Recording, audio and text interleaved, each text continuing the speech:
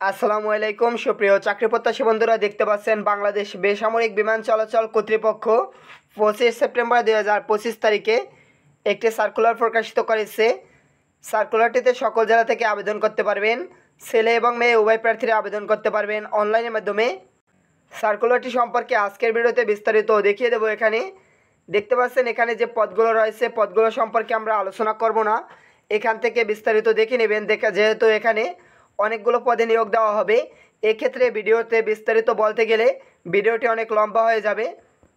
এখান থেকে আপনারা যে পদটিতে আবেদন করতে চান, পদটির শিক্ষাগত যোগ্যতা, বেতন স্কেল, পদের নাম, পদের সংখ্যা, এগুলো এখান থেকে বিস্তারিত দেখে নিতে পারবেন।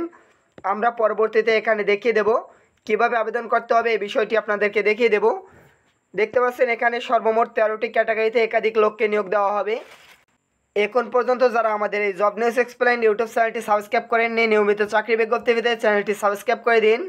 এই বিজ্ঞপ্তিতে যে সকল পদগুলো রয়েছে এগুলোতে আবেদন করার জন্য প্রার্থীর বয়স 1 অক্টোবর 2025 তারিখের ভিতরে 18 থেকে 32 বছরের ভিতরে থাকতে হবে। সার্কুলারের অন্যান্য বিভিন্ন শর্তাবলী এখানে দেওয়া আছে। আবেদন করার পূর্বে এগুলো বিস্তারিতভাবে দেখে নেবেন। পরীক্ষার ধরন সম্পর্কে এখানে বলা হয়েছে। আবেদন করতে হবে অনলাইনের মাধ্যমে। দেখতে পাচ্ছেন আবেদন করার জন্য caab.teletalk.com.bd ওয়েবসাইটে থেকে আবেদন করতে পারবেন। আবেদন প্রক্রিয়া শুরু হবে 28 সেপ্টেম্বর 2025 তারিখ সকাল 10 ঘটিকা থেকে, চলমান থাকবে 12 অক্টোবর 2025 তারিখ বিকাল 5টা পর্যন্ত। এখানে কিন্তু আবেদন করার বেশি সময় পাবেন না। যারা আবেদন করবেন অবশ্যই শেষ তারিখটি দেখে দ্রুত আবেদন করবেন। আবেদন সাবমিট করার সময় প্রার্থীর ছবি এবং স্বাক্ষর নির্দিষ্ট ফরম্যাটে আপলোড করতে হবে। এখানে দেখতে পাচ্ছেন ফরম্যাটের কথা বলা হয়েছে। এই ফরম্যাটে ছবি এবং স্বাক্ষর রিসার্চ করে তারপরে আবেদন সাবমিট করতে পারবেন। এখানে আবেদন সাবমিট করার পরবর্তী 72 ঘন্টার ভিতরে প্রার্থীকে পরীক্ষার ফি পরিশোধ করতে হবে।